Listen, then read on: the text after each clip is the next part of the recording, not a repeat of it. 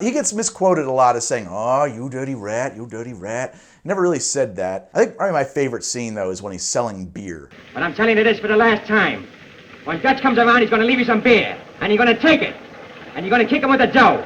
If you don't, somebody's going to drop by here and kick your teeth out one at a time. Get me? I love that.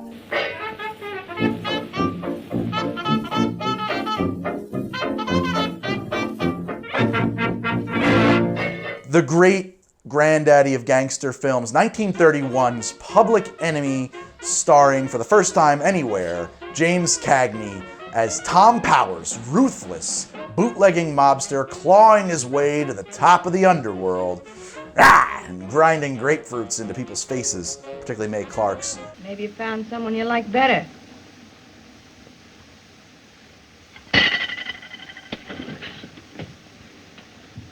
So the character of Tom Powers is based on an amalgamation of notable, notorious mobsters, Dean O'Bannon and Jaime Weiss. And Weiss reportedly did shove an omelet into the face of his girlfriend. That scene is inspired by that. Or so one source I have read says. I have also heard that it was an improvisation, that Cagney pulled it out of his hat and Mae Clark didn't know it was coming. I have heard that he was directed to do so by William Wellman, and also that Mae Clark didn't know it was coming. Mae Clark says that, no, I knew we were going to do that. I thought we were going to do one take, and it was a gag for the crew. Everybody has a different story about that scene. What is true is that it is iconic, burned into the firmament of cinema history forever. We're going to call this drink Cagney's Breakfast. Let's go. Yeah, that sucker. He's too busy going to school. He's learning how to be poor. Drawing inspiration from an article that appeared in the Washington Post, taking a little bit step further, throwing in a little bit of inspiration from the Petrovsky book. I'm going to start by juicing a grapefruit. I already have this one cut in half. Why, you dirty, no-good, yellow-bellied stool. I'm going to give it to him right in the head the first time I see him. I ain't so tough. But he's like more breathy when he says it. I ain't so tough. I ain't so tough. I ain't so tough. I ain't so tough.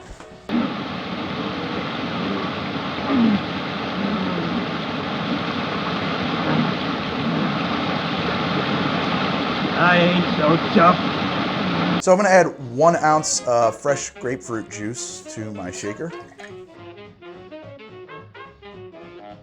And I got some fresh ginger here. I'm going to cut a piece off and I'm going to peel it with a spoon. That's how you peel ginger, in case you were wondering. It's the best way to do it. You could use a ginger beer or a ginger syrup in this instead, but there is something about using fresh ginger in this breakfast drink that is just so invigorating. I think that you can't improve on the fresh for this one. I'm gonna grate about a half a teaspoon into this. I'm gonna eyeball it. Truth is that this is something you can do to taste. That's about a half a teaspoon. That should do nicely. Want to add 2 bar spoons of this Cholula hot sauce. I tried it with the Chipotle one. I usually love a Chipotle style smoky hot sauce. Did not really help this cocktail actually. Want to add a half an ounce of simple syrup. I need to add a fair amount of fresh mint leaves. We're gonna muddle some mint in here. Again, this is pretty much to taste. I know that the ginger is really hot. The mint is easily overpowered by it, so it's better to err on the side of too much mint than too little. We're adding 2 ounces of Tullamore.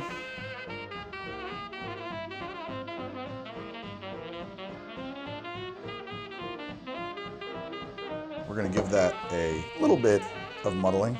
Don't go too nuts, just press slightly. Don't try to crush and pulverize your mint. It's gonna take a fair beating when we shake it anyway.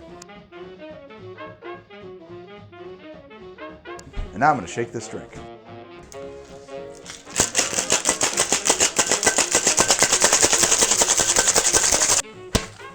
I like this drink in a double old fashioned. Big rock in there. These ones are a little too big, so we're gonna shave them down just a touch.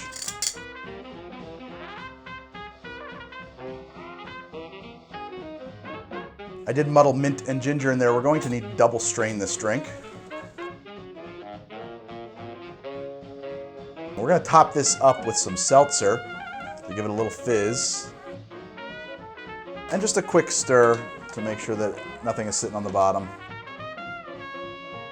If you really want to go the extra mile, though, I think that the idea of getting some agave worm salt and a nice fat grapefruit wedge is ideal. Now, agave worm salt is a smoky, spicy kind of salt made from agave worms, the worm famously in certain brands of tequila and mezcal, and give it a taste. Hell yeah. Oh my God. One more, here we go. That is such a perfect combination of ginger and mint and grapefruit. Oh my God, the heat on that is marvelous. That was almost quick.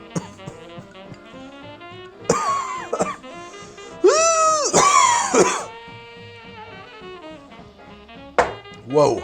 There is something in that, the capsaicin from the hot sauce that makes a breakfast drink, and the ginger too. Just really opens the sinuses. You feel it across your face. It sets your whole kind of head on fire. As a hair of the dog, I tell you, you could do far worse. Some people might want a little more sweetness in this. This has a half an ounce of simple in it. I could see somebody preferring 3/4 all the way up to an ounce on this. You could definitely go with your own taste in regards to that. I won't lie, the whiskey is a little bit lost in all of this, and maybe this drink would be great with other spirits, a gin or a tequila even. I think would be phenomenal here. I'm not a fan of something with too much smoke on it. I would stay away from anything like a smoky mezcal or a smoky Islay Scotch or anything like that. Could you use a better Irish whiskey? Sure. Why am I using an Irish whiskey if that's not really the dominant flavor? Well, first off, not every drink is going to be a spirit-forward drink. That's the first thing. Secondly, thematically, Tom Powers is an Irish mobster. We need to use Irish whiskey. It's sort of a no-brainer. Should we have used Powers whiskey? Possibly. That might have been a wise move. Didn't have a bottle handy. I think that there's an argument to be made that this could be served up just as a cocktail without seltzer in it. I like lengthening it out and making it a bit of a longer drink, specifically around breakfast. I think that's not a bad choice. Just delicious, ginger, spicy, fiery, minty, cool, refreshing, grapefruit citrus notes. I think this is an excellent drink to add to your brunch repertoire. Definitely a great companion to a Gordon's breakfast, where I clearly got the name and main inspiration for this. Okay, guys, that's the show. That's How to Drink. I'm on Twitter at How to Drink. I'm on Instagram at How to Drink. I'm on Patreon at patreon.com/howtodrink. And if you like extras, behind the scenes, never before seen episodes, exclusives, all that stuff, you might find that over there. You want to check that out. I would deeply appreciate it. Thank you so much. It helps me make the show. Anything unique that we're using in this episode, the salt, my herb saver, you'll find a link to that in the description of the show. And thank you guys so much for watching. I'll be back with another episode of How to Drink next week, right here. Why that no good, dirty, yellow-bellied stool? I'm going to give it to him right in the head. First time I see him. It's my Cagney. It's not a great Cagney. But it's mine.